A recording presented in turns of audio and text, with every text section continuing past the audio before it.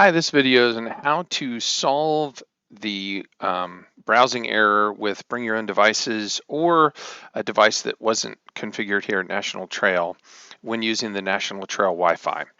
Basically, when you're on our Wi-Fi, you have to go through our filters, and if you're not set up to go through the filters, this is exactly what happened. I just tried to Google the words National Trail, and it says the connection's not private.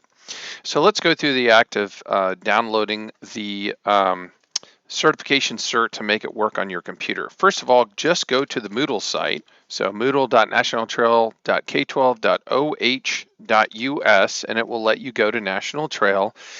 If you're logged in, you don't see the screen, so you have to do it before you log in. On the right-hand side, it says how to do it, but basically you just right-click on this and say Save Link As, and it's going to save it to your computer. So I'm going to save it in the downloads.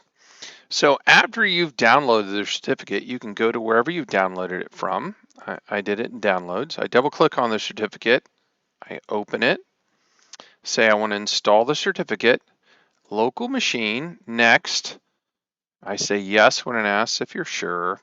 Place it in the following store, and then you browse to Trusted Root Certificate Authorities. Say OK, next, and finish.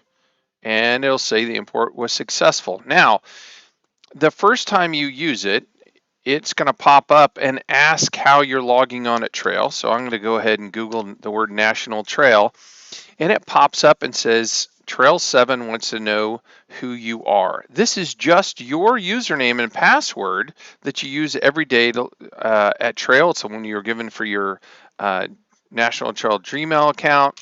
If I log on to that and I hit OK, I'm going to go ahead and save it so it won't ask me ever again. I allow location, and then all of a sudden everything will work from there on out.